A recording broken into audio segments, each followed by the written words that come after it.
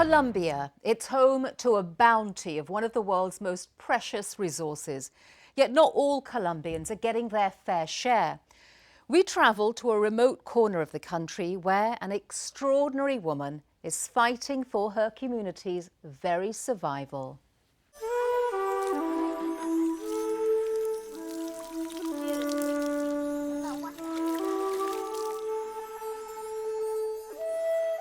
In some parts of the world, it's as rare as gold. And getting hold of some, nearly impossible. Are you going to give some of the water to the community where we live, for the school and the village? Griselda Polanco says her community's water is being stolen. The water that's going to be taken out of our land here, we are not able to benefit from it. Griselda is Wayuu, one of Colombia's largest indigenous groups, and she believes they're being discriminated against by the authorities. I asked them to give us water for the village, for all the inhabitants of Pesuapa, and a year ago they promised they would, but until now the water hasn't arrived. Fresh water, or Wayuu gold as they call it, will soon be siphoned from Wayuu lands through new pipes to a nearby town where the population are not indigenous. And Griselda will do whatever it takes to at least keep some of their water. I want to know who is the contractor here, to talk to him, and if not, we are going to stop this work. Such struggles for ethnic rights are repeated across the country. Recently, 10,000 representatives of indigenous groups took to the streets of the capital, Bogotá. They were demanding, among other things, their right to water.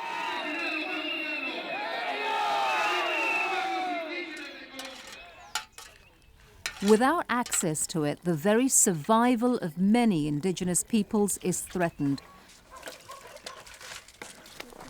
And no group more so than the Wayuu, whose ancestral land in the northeastern La Guajira region is largely desert.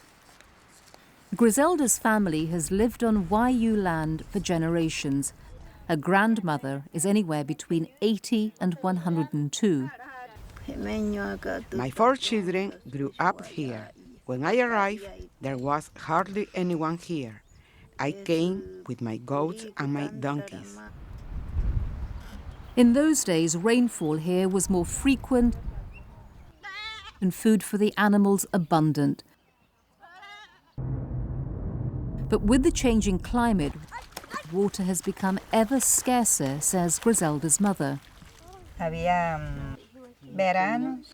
Before, there were not only dry seasons, there were wet seasons. But now, 2 years can go by without it raining.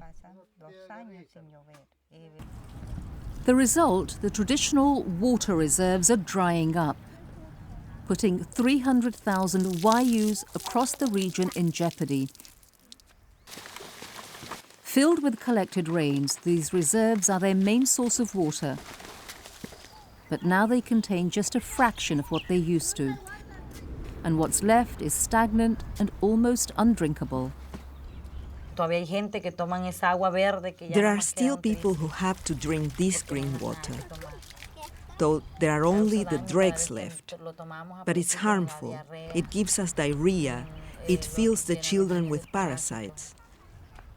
You can see some of the children are really thin, but they have big tummies. That's because of the water.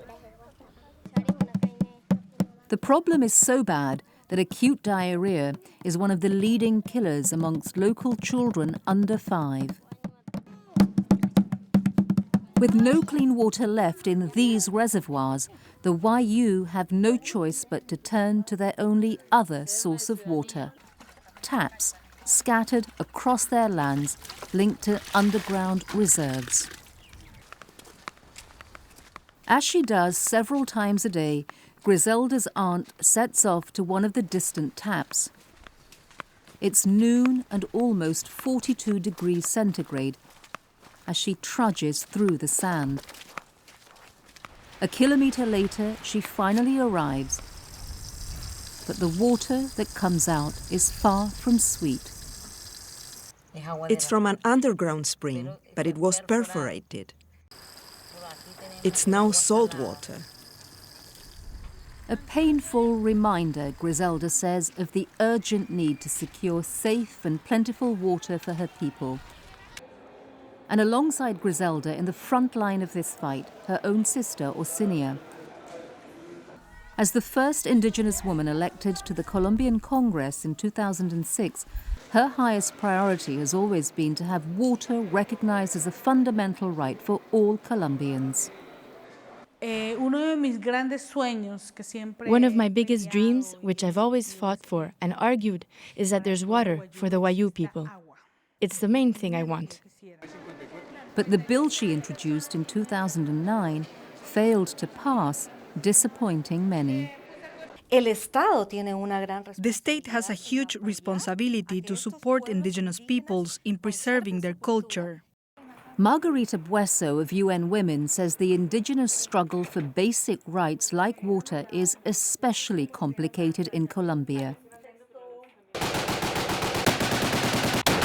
Decades of violent conflict over drugs and politics have taken a particularly heavy toll on ethnic communities. Too often they are the victims of massacres or tragically caught up in the crossfire between various armed groups. It's the men who die in the confrontations between the different illegal armed groups.